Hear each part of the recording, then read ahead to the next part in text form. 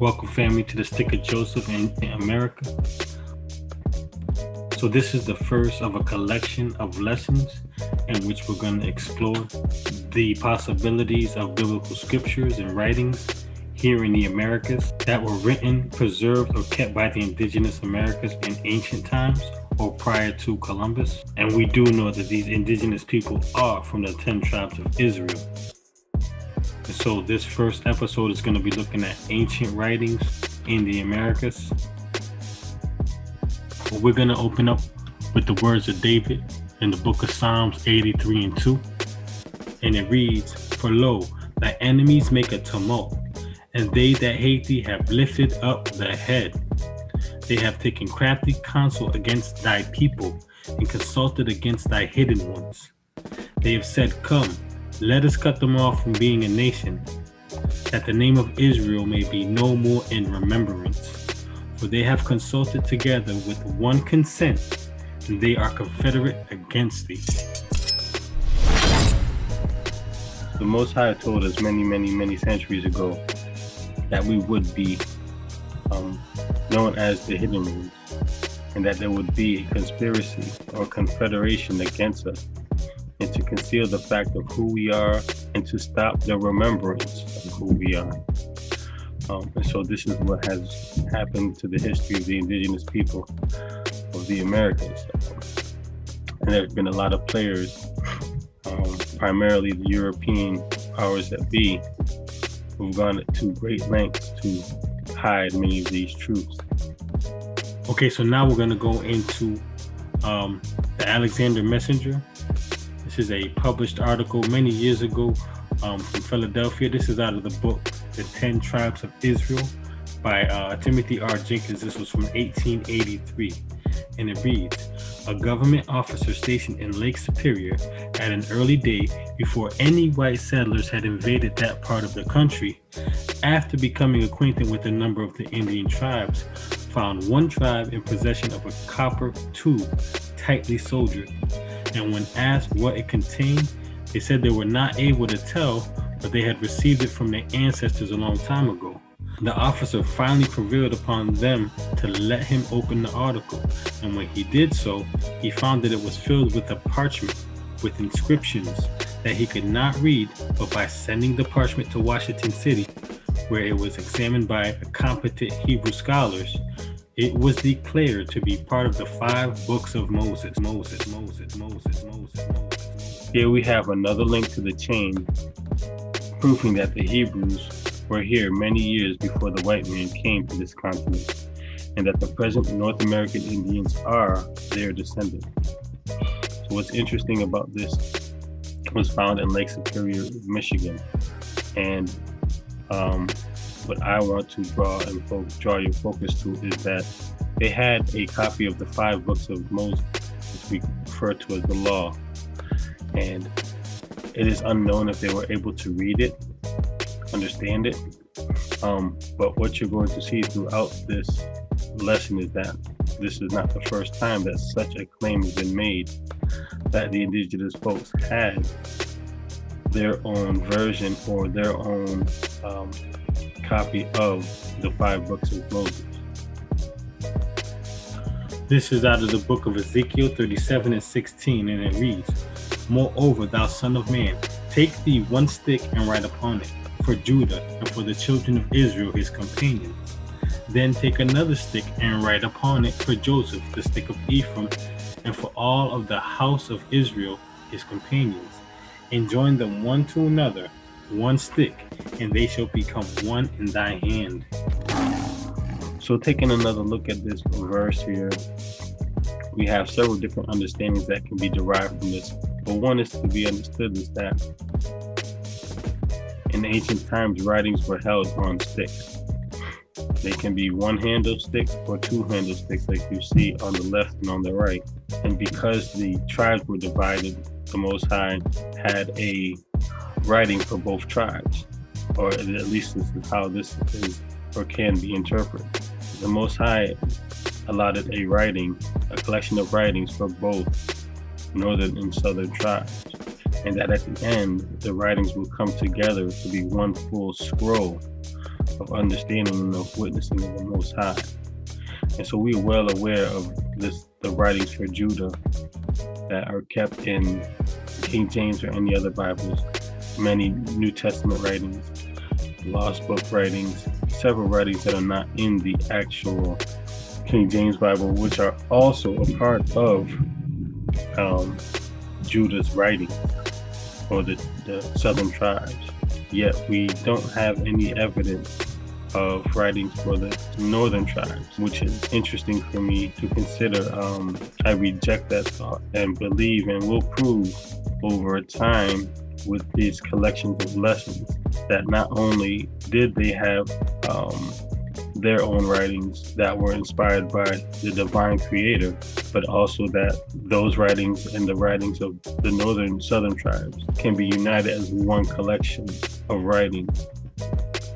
So as the tribes unified here in the Americas, so will their writings to make a complete scroll in the stick in the hand of the Most High. So the question we're going to explore is, did the seed of Joseph have a writing system? Did the seed of Joseph write their own prophecies? Did the seed of Joseph have scriptures of their forefathers in the Americas? And did the seed of Joseph write their own sacred books? Before we delve into that information, we have to have a brief basic understanding of ethnohistory. It is the study of cultures that combines cross-disciplinary methods of historical documentation. So, for example, the article with the soldier who found the parchment in Illinois, that would be used as a method of ethnohistory. Well, historical documents, research, and ethnographic studies such as anthropology, linguistics, archaeology, and ecology to give us a complete picture as possible of a whole culture. It employs maps, folklore, myth, oral tradition, music, and painting as well. So you're combining all these disciplines to create a complete picture of a culture. Ethnohistory usually deals with smaller groups that do not have written histories instead of large societies. So, two things here. This type of history is specific for those who do not have a recorded history or evidence of a recorded history.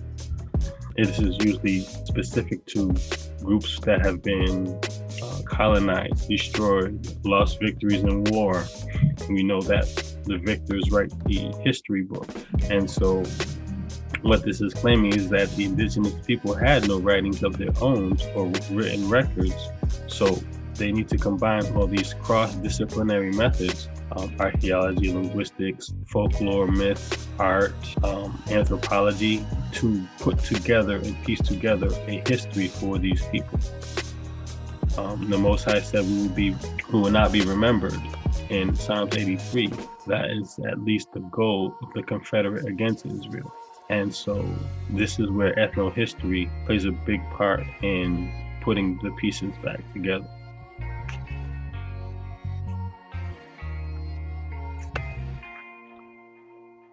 So why does the United States try to discredit anything that connects Native Americans to ancient Israel or other Middle Eastern cultures? Well, there's three main operating forces that help this come to fruition. First was the concept of manifest destiny. Manifest destiny is a phrase coined in 1845. It is the idea that the United States is destined by the Most High, at least this is what they believe, to expand its dominion and spread democracy and capitalism across the entire North American continent, which is absolutely true. We know that the Most High did send these Europeans to take over the lands here and to subdue the northern tribes of Israel. Deuteronomy 28:33, the fruit of thy land and all thy labors shall a nation which thou knowest not eat up, and thou shalt be only oppressed and crushed always. 28 verse 52, and he shall besiege thee in all thy gates until thy high fence walls come down, wherein thou trusted throughout all thy land, and he shall besiege thee in all thy gates throughout all thy land, which the Lord thy God has given thee. So these scriptures based on the curses of Israel fit the indigenous people in the Americas very well. In fact, when you see in 52 where it says that gates until the high and fence walls come down, they shall be besieged, and he shall besiege thee in all thy gates until the high and fence walls come down, wherein thou trustest, is very specific also to the indigenous who, if you ever heard of the mounds in Middle America, Ohio, New Jersey, Tennessee, a lot of these forts had very high fence, and you also have record of the colonists speaking about how their towns were fortified with high fence and gates. And we knew the results of that history. So we have a clear matching identity with the children of Israel and a manifest destiny ideology. Next is the doctrine of discovery. And so what the doctrine of discovery is established as a spiritual, political, and legal justification for the colonization and seizure of land not inhabited by Christians. These were mostly established by Europeans, specifically the Roman Catholic Church. Deuteronomy 28:49 says, "The Lord shall bring a nation against thee from far, from the end of the earth, as swift as the eagle flying, a nation whose tongue thou shalt not understand, a nation of fierce countenance, which shall not regard the person of old, nor show favor to the young." And so what led to this mass and conquering enslavement of a group of people was a succession of papal bulls, and these papal bulls empowered European nations to enslave non-Christians, specifically Israelites. This became a legal operation on a global scale. So you have the Signum Dudum, which was the first framework for slavery. Then Pope Nicholas V gave us Dum Diversa. This actually authorized any of the explorers to reduce any of the Saracens, which was code word for Muslims or Israelites in that time, to perpetual slavery. So Israelites were specifically targeted by the Roman Church to be put into slavery. In 1455, Nicholas V then did the papal bull Romus Pontiff, which extended the Catholic nations of Europe dominion over discovered lands. And then eventually the Treaty of Tordesillas divided the Americas and Africa between Portugal and Spain at the meridian line, longitude line of 4637. This doctrine of discovery laid the foundation for the conquerors to come here and enslave all those who did not accept Christianity and converted openly to Christianity. This is why you have a large history of the indigenous peoples fleeing where the Europeans were and going up into the mountains and into the hills, which is again a very Hebraic traditional thing, which can be found several times in scripture. And the third factor was John Wesley Powell. This character definitely had a major role at least in the North Americas, on concealing our identity and our history. This is from the book called Ancient Giants Who Ruled America.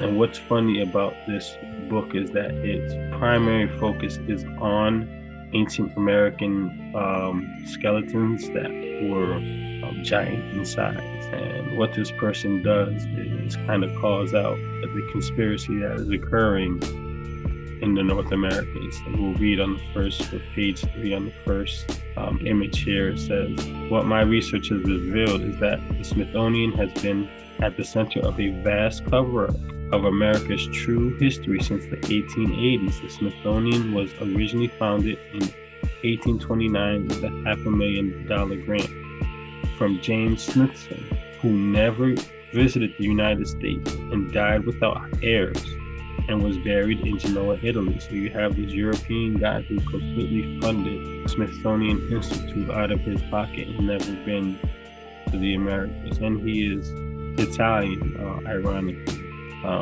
Page 4, after the Civil War, the Smithsonian began to adopt a policy of excluding any evidence of direct foreign influence in the Americas prior to Columbus. So they're saying anything that was found or discovered that dates back prior to the Columbus arrival was deemed excludable of any evidence. Some have argued, it continues, that it was an attempt by the fractured Civil War government to downplay any regional and ethnic conflicts in the still fragile national rebuilding after the war. Others have pointed to the expansionist policies incorporated in the doctrine of the manifest destiny and the desire to obscure the origin of the tribes being displaced and annihilated by westward expansion. So there we have Psalm 83 there. And again, manifest destiny, which is actually, it's funny because it shows how the Most High put a spirit on the Europeans to conquer and to take ownership of that land, and it was spiritual. In their minds, spiritually, they knew that the Most High had put this task before them, and they willfully and willingly took on that challenge. So the Most High used these nations as vessels to destroy and to humble Israel. So we're going to continue on page 5. Still others have alleged that it was a direct religious policy adapted to counter the growing problem with the Mormon religion and its assertion that the lost tribe of Israel were to be found in America.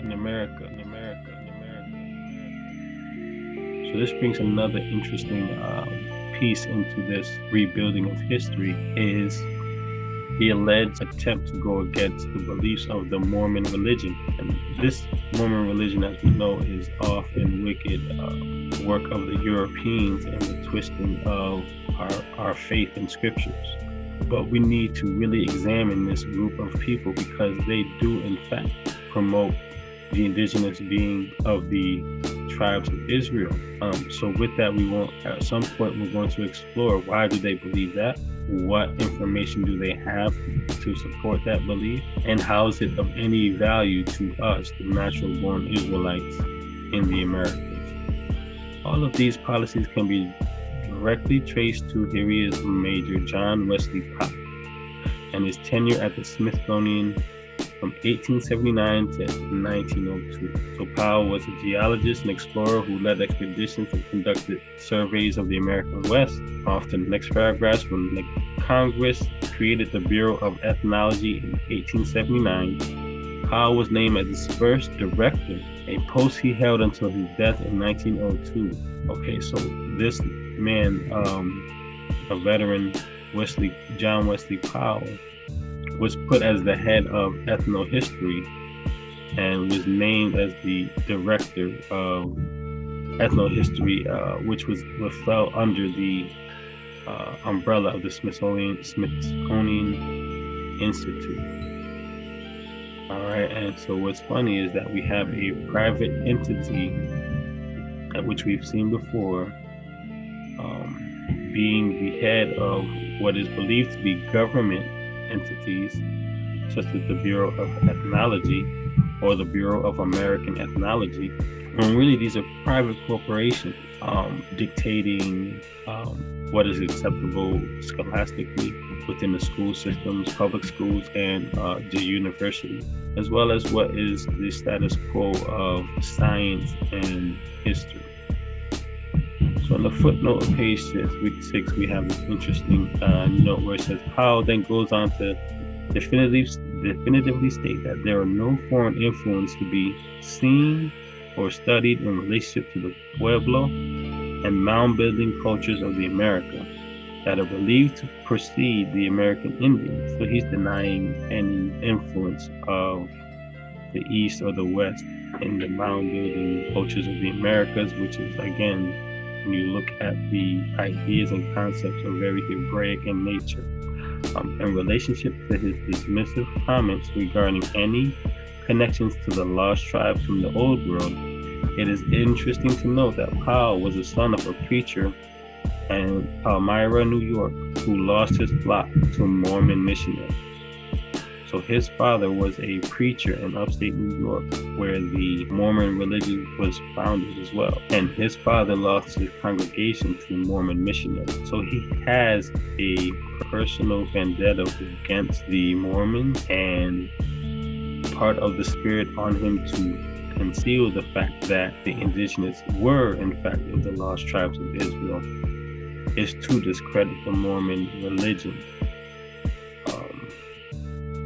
So the Most High was orchestrating a beautiful situation where all the parts, the people in play, had spiritual and personal reasons to conceal who we were. So here's a quick little overlook of this John Powell, geologist, soldier, explorer. Famous 1869 geographic expedition was a 3-month trip down the Green and Colorado rivers. So in addition, this is what John Wesley Powell was pushing. First, the ideologies that he was pushing was isolationism, which is the belief that the indigenous people were here alone. They never interacted with any other people outside of the continent and were just stuck here. The Bering Strait theory, which is what we're going to cover in the next. He discredited the pre-Columbian historical research, which he established under the Smithsonian Institute. And he was a proponent of evolution, which again is based off racial science and also conceals the migration of the Israelites into the Americas. And he was an advocate for manifest destiny, of course, which we know is the spirit of the Most High put on the Europeans upon colonization. And when you put these 5 pieces together, you have basically what the Smithsonian Institute was pushing when he was the head of the Smithsonian Institute. Many of these ideologies continue up to this day, especially when looking at the Bering Strait theory and knowing that it's been disproved and it's highly erroneous in the scientific world. John Wesley Powell himself said, if once the memory of the thought to be preserved has passed from the minds of men, the record is powerless to restore its own subject matter to the understanding. The Ancient Giants of America continues. So the pixels in, so it explores different reasons for Powell's activities, and it says, then is the thorny question of racism and manifest destiny, which decoded reads like this: America's inhabitants by inferior race was inhabited by inferior races whom civilized man has a God-given right to exterminate so that he can exploit the country he now considers his domain. So this is the author's way of breaking down what the manifest destiny ideology meant to him, which is on point. One has only to read Powell's 1879 theories about the Aborigines and the inherent lack of intelligence to get an unpleasant whiff of what we're dealing with here. Powell finishes proof of no European or Asiatic influence, which meaning in the Americas, by boldly asserting, without a shred of supported evidence, that all the pictographs writings found anywhere in the America is evidence of nothing more than the most rudimentary picture making, despite having no working knowledge of any ancient writing systems to which he alludes. So if you look at the page 10 bottom there, on the top right is his own quotes. And to drop down to page 11, in the highlight it says, hence it will be seen that it is illegitimate to use any pictograph in a pictographic matter of a date anterior of the discovery of the continent by Columbus for historic purpose. So this was his proclamation on why any findings that date back before Columbus has no value. So when you step back for a moment from the pseudo-scientific double talk, what he is saying is this: there are consensually dumb savages with the minds of children. Other pictures and trinkets that we find that hint of any intelligence, language, or higher knowledge are simply the scribbling of children trying to leave a rabble record of their childish view of history and religion.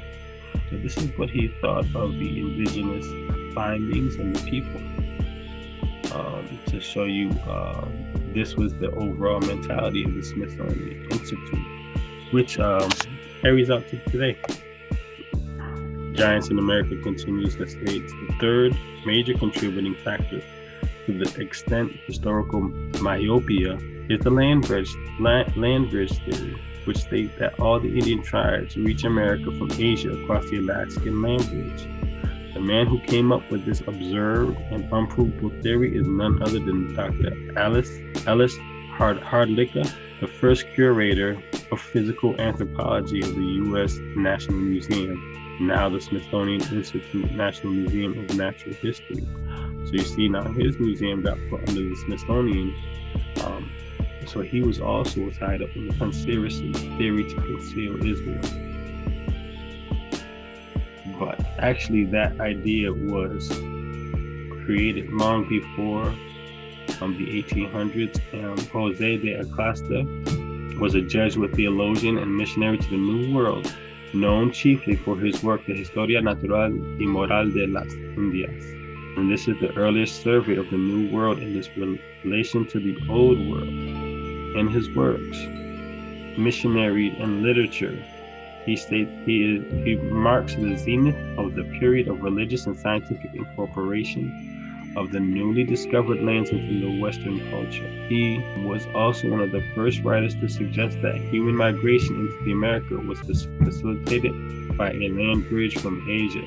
So this Jesuit put out this theory. And when he put out this theory of the land bridge, it was based off of maps that were created in his time. So we're talking about the early 1500s. With some of these maps literally had Asia and America connected. So his theory was based off of ancient or maps that were created of his time that were very inaccurate. So his theory was developed in 1590, but was not accepted until 1930s. Now let's make the connection here. He came up with this theory and it died, but was brought back up in the 1930s. Well, it's funny because that's also the time right after John Wesley Powell started using the Smithsonian Institute to reinvigorate this theory and lie. And so by the time that he died, several years after John Wesley Powell's death, now it was accepted in the known Americas and in Europe. So we can thank John Wesley Powell for bringing life to this theory once again. Spanish Jesuit Jose de Acosta declared a factious land bridge as the only means for the peopling of the Americas. He further pretended that not only the first humans inhabited, but also the animals of the American continent had come from the old world to the new world, walking in several migrations over the land. So this quote is out of the Studies in Historical Anthropology, 2002. So everyone knows that this concept and idea, which is still being taught in the schools, is very, very valuable. And here's the connection. On the left, you see the symbol of the Smithsonian, and on the right, you see the symbol of the Jesuit order. And you can see the similarities. And the connection is that, remember, the Jesuits are a Roman army, a Roman Catholic army. And their mission is more spiritual world and a war of propaganda and messages and creating a false reality. And the Smithsonian played a big part in the Jesuits piecing together these lies to redirect everyone's attention away from the indigenous folks as being the children of Israel, which allowed and continued and the genocide and abuse and oppression of these people.